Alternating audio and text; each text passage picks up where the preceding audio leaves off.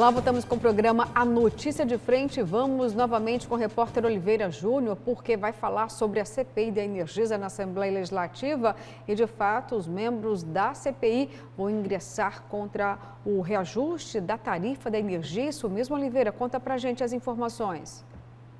Pois é, Luciana, a Assembleia Legislativa de Mato Grosso entrou com esta representação junto ao Tribunal de Contas da União com pedido de medida cautelar para suspender o reajuste de 22,5% autorizado pela ANEEL no mês passado. Conforme foi adiantado, a ação foi impetrada pela Procuradoria-Geral da Assembleia Legislativa a pedido da Comissão Parlamentar de Inquérito CPI da Energisa. A representação é assinada também pela presidente em exercício da Assembleia, a deputada Janaína Riva, do MDB, e pelo deputado Max Russi, do PSB, primeiro secretário da Casa. Segundo o relator da CPI, o deputado Carlos Abalone, do PSDB, o principal argumento da representação considera que a ANEEL não atendeu aos requisitos constitucionais de transparência na autorização do reajuste. A ANEEL aprovou o reajuste anual da tarifa da Energisa em 20,36% para clientes residenciais e 22,55% na média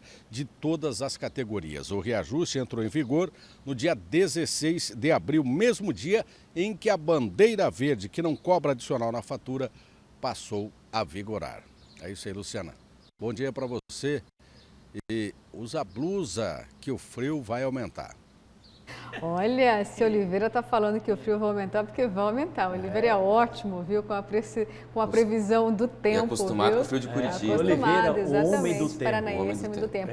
Mas olha só, para a gente falar rapidamente aqui sobre as informações que o Oliveira trouxe, ótimo, parabéns, viu, para a Assembleia Legislativa. Mas e aí, gente? Essa CPI não foi criada para tentar entender se havia abuso na cobrança aqui em Mato Grosso, na tarifa? Essa resposta veio à população porque esse era o objeto de investigação da CPI, Daniel. E aí? 3 anos de CPI. E essa questão é mais incompreensível ainda do que a do combustível, né? Se houve o fim da bandeira tarifária lá, de escassez hídrica, por que vai aumentar 22% ainda o reajuste da energia elétrica, né? E autorizada pela ANEEL. Não é só botar na conta da Energisa ou das outras concessionárias. A gente está aumentando o reajuste que a gente quer. Não, ela tem autorização ali da agência reguladora para isso. Então, aí a Procuradoria da Assembleia, com o apoio de todos os deputados aqui, enviaram essa ação para o TCU para tentar bloquear esse reajuste. Acho que se conseguir, vai valer para o país todo, né? Professor, para entrar com uma ação dessa, não precisa de 3 anos de trabalho de uma comissão parlamentar de inquérito, né? É óbvio que não precisa. Mas e aí, a tarifa tem resposta? Não, é simplesmente inadmissível, né? Porque o que acontece é o seguinte, eles alegam que estamos pagando hoje a utilização das termoelétricas na crise hídrica do ano passado, ano retrasado que seja. Está chegando agora, a conta está chegando agora, né? Mas não dá para você aceitar uma situação como essa, considerando, inclusive, a situação que o brasileiro passa em função de inúmeros aumentos em absolutamente tudo. Quer dizer, pegaram o bom senso e jogaram fora. O Brasil tem uma das energias mais caras do mundo e, para piorar, poucas alternativas de matrizes energéticas. Ou seja, você é refém exatamente de um sistema só na maioria das vezes. Você não tem direito de escolha, né? Na medida que você não tem direito de escolha, ou você usa ou você não usa, né? Ou você vai partir para a lamparina. Então, não dá para você aceitar uma situação como essa. E o que a Assembleia Legislativa entendeu é que, de certa forma, e a ANEEL também entendeu, é que não tem transparência no processo. Ou seja, os argumentos que eles estão utilizando para o pedido do aumento de mais de 20% não convencem ninguém, nem eles mesmos, entendeu? Eles sabem que o argumento é frágil, né? E é uma situação bastante difícil, mas ainda bem que a Assembleia Legislativa teve bom senso, proporcionalidade, sabedoria para poder barrar, ou pelo menos tentar barrar esse aumento. Pelo menos uma medida que possa ser eficaz, né? Que pode ser eficaz, mas porque, professor, o objeto principal não foi respondido. Não foi. E os matogrossenses ainda estão esperando desviando resposta, do foco, né? A CPI vai ser finalizada sem uma conclusão assim, prática para o consumidor, né? Como é a composição do preço? Por que é tão cara a energia aqui em Mato Grosso? Não vai ser respondida. Tem cobrança abusiva? Existem problemas? Não vai vir essa resposta. Pois não, é, essa resposta não. A gente continua esperando. Bom, vamos mudar um pouco de assunto então, vamos falar da terceira via. Daniel, o que está acontecendo novamente no Ninho dos Tucanos? Porque hoje vai ter uma reunião do PSDB amanhã, gente, na quarta-feira, vai ter a divulgação de uma pesquisa encomendada pelo PSDB, pelo MDB e Cidadania. Que pesquisa é essa? Essa pesquisa é para validar de fato o nome da terceira via, ou seja, João Dória vai ser o candidato a presidente da República e terá Simone Tebet como vice ou o contrário? Bom, e se isso acontecer, o que João Dória já prevê, que ele vai ser rejeitado nesta pesquisa, colocando Simone Tebet para encabeçar essa chapa, ele disse o seguinte: olha, vou procurar a justiça, não vou aceitar nenhum desrespeito aqui com o resultado das prévias. Daniel, explica pra gente todo esse cenário, qual o desfecho prático? Todos sabemos que as pesquisas não apontam o Dória como sendo um favorito, com chances reais de levar, né, essa disputa como vitoriosa. Por que a terceira via, que já entendeu que não conseguiu despontar, tem tanto interesse assim? É pensando lá na frente o que pode ter de troca, ou vou utilizar um termo aqui de barganha, por que tanta disputa em algo que não tem chances reais nesse momento aqui de emplacar? E um terremoto no Ninho Tucano, que foi acentuado aí no final de semana com o envio de uma carta, né, do João Dória para o próprio presidente ali do PSDB, reclamando já desse movimento todo que é feito nos bastidores do Ninho Tucano em relação à terceira via. Porque qual é a tendência de acontecer? O que deve acontecer? O PSDB isolar o João Dória, né, e fazer uma composição com o MDB da Simone Tebet, que, de acordo com as informações, essa pesquisa qualitativa mostra uma preferência para ela, né, e o PSDB poderia, inclusive, entrar como vice da Simone. E já tem um nome para isso, o ex-governador do Ceará, Tasso Gereissati, né? Ele é um nome preferido ali de uma ala grande do PSDB para que componha com a Simone e seja o vice dela, né, na terceira via. Olha, eu pessoalmente acho que a gente reclama tanto que não tem a representatividade feminina na política. Eu creio que a Simone é um nome novo, um nome de força, inclusive. Ela foi se viabilizando aos poucos, né? É lógico, enfrenta muito questionamento, né? Igual a gente estava dizendo ontem da candidata Natasha Slessarenko aqui, né? É vista com desconfiança, mas a Simone mostrou que tem trabalhos prestados ali no Senado. Ela é bem articulada, ela sabe conversar com diversos interlocutores, com a esquerda, com o centro, com a direita, né? E é um nome de destaque do MDB. O MDB que é aquele partido mais fisiológico, que sempre quis, a tendência era só compor com outros projetos e não liderar uma cabeça de chapa, mas nesse momento ela pode ser sim um nome interessante para a terceira via e contemplar essa questão de candidaturas femininas também, né?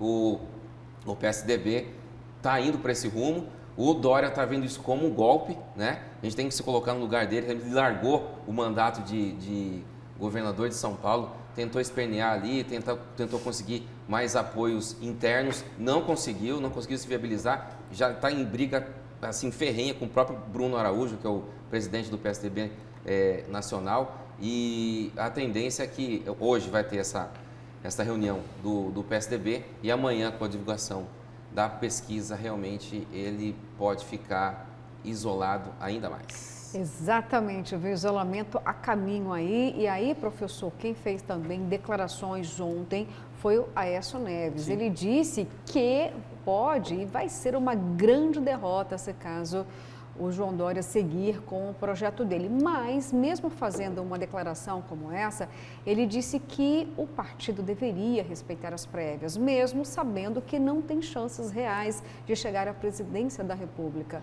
É exatamente isso que disse o Aécio Neves, e em partes ele tem razão, né? Se insistirem nessa bobagem do João Dória ser candidato, né, nessa corrida eleitoral à presidência da República, certamente estará fadado ao fracasso. Isso é fato, porque não consegue convencer ninguém, muito menos boa parte dos correligionários do seu próprio partido, dentro do Ninho Tucano, né, o que é um problemaço. Uma terceira via real é a Simone Tebet, né, por conta do cenário que se encontra hoje a questão da corrida presidencial. E ela já disse o seguinte: com ou sem apoio de João Dória, eu sou candidata. Eu sou candidata. O que vai acontecer, professor, pelo menos eu imagino dessa forma, vão isolar cada vez mais o João Dória, como bem disse o jornalista Daniel Petergil, né, o nosso colega de bancada, vão isolar cada vez mais ele e, consequentemente, ele vai entrar na justiça. Ele vai entrar na justiça para poder defender, né, as prévias, né, que foram os acordos que foram feitos lá atrás para que ele realmente pudesse ser candidato. O problema da política é o seguinte, é que muda como nuvem, de uma hora para outra muda o cenário e realmente hoje João Dória não tem a mínima condição de fazer frente aos outros dois candidatos que são representantes da polarização da política brasileira, Lula de um lado e Jair Bolsonaro do outro. Uma terceira via real, talvez a Simone Tebet, tendo aí como vice o Eduardo Leite, pelo menos eu acho que é essa a composição, né? Enfim, cenas dos próximos capítulos, mas que João Dória ficará isolado, a tendência natural é essa. Olha, e inclusive quem até utilizou as redes sociais para se manifestar a respeito dessa confusão, né, sem precedentes no Ninho Tucano foi o próprio ex-presidente Fernando Henrique Cardoso. O FHC falou a respeito de todo esse dilema. Vamos ver então, na tela chegando para a gente, o tweet de FHC. Agiu bem o candidato João Dória, ressaltando que o resultado das prévias deve ser respeitado. Olha só, gente, a contragosto ou não, isolado ou não, pelo menos o entendimento, né, de FHC, de Aécio, é de que as prévias, elas precisam ser respeitadas e João Dória não vai perdoar. Ele já encaminhou uma carta, falamos sobre isso, né, Daniel, sim, ao partido. Ele pede o quê? Que se cumpra aquilo que foi decidido, definido. E temos aí FHC e Aécio concordando, mesmo que saibam que não existem chances de chegar ao poder. E todo esse racha, toda essa confusão interna do PSDB e também, por exemplo, do União Brasil, que decidiu se descolar da terceira via e lançar o Luciano Bivar de forma individual, todos esses movimentos aí favorecem quem? Polarização. Exatamente. Né? Lula e Bolsonaro se fortalecem com toda essa confusão da terceira via. O Ciro Gomes tenta ficar distante disso, ele está mesmo, né? Ele não está no mesmo espectro político aí do PSDB, do União Brasil, do MDB. Ele até fez uma sinalização para Simone Tebet, ó, venha comigo, a gente pode compor uma chapa juntos, quem sabe, né? Mas o Ciro tenta se descolar para também não entrar nesse terremoto todo que está acontecendo com a terceira via, que ainda é inexpressiva, pequena, ela não conseguiu ter o tamanho político que imaginava e realmente cada vez mais o Brasil está polarizado e indicando aí esse segundo turno aí mais cristalino entre Lula e Bolsonaro. E olha só, inclusive o próprio presidente do PSDB, o Bruno Araújo, vamos relembrar o que ele disse lá em abril, quando ele deixou a liderança, né, de marketing, né? Exatamente, você jamais esqueceu, né, do que disse Bruno. Se tivermos na tela aí, para que a gente possa relembrar então o tweet de Bruno Araújo, ele disse exatamente isso, viu, Daniel? Ufa, comando que nunca fiz questão de exercer. Aliás, ele sabe as circunstâncias em que e o porquê aceitei a época. Aliás, objetivo cumprido. Daniel, aí já ficou a tônica desse racha no partido que até hoje não foi aí remendado, não foi cicatrizado. Publicamente, o presidente do partido, né, faz uma manifestação dessa em relação ao Dória, quer dizer que as coisas não estão nada bem faz muito tempo. E o ex-governador de São Paulo realmente está vendo que a derrota é iminente, né? O golpe está vindo, como diria ele. Agora, 10%, professor, essa briga toda, professor, a gente vai entender o quê? É para que eles consigam na eleição, seja Dória ou seja Tebet assumindo aí, 10% talvez eles consigam em relação ao eleitorado. Esses 10%, eles servem de barganha para o Congresso? Qual a representatividade de seguir com essa disputa ferrenha? É um percentual pequeno, né? Se você for comparar com relação àquilo que você pode pleitear no Congresso Nacional, né? Agora, veja bem, o que me chama a atenção nessa situação, Luciana, é o fato de você ter a insistência num erro. Então, você vê que o Aécio sabe do problema que está sendo causado, caso o João Dória insista exatamente nessa candidatura, né? Mas continua defendendo as prévias, né? O próprio Fernando Henrique Cardoso também tem o mesmo pensamento. Eu não entendo onde é que o PSDB quer chegar exatamente, insistindo no erro, nessa impossibilidade, nessa proximidade cada vez maior do fracasso, caso tenham aí o João Dória como candidato à presidência da República. O caminho, né, do bom senso para o PSDB, eu acredito que é realmente recuar. Acho difícil para um sagitariano, João Dória, recuar, né? nessa história toda para poder dar o apoio necessário a Simone Tebet como uma terceira via real e assim, consequentemente, ser muito mais competitiva nessa corrida eleitoral do que sinceramente insistir no erro.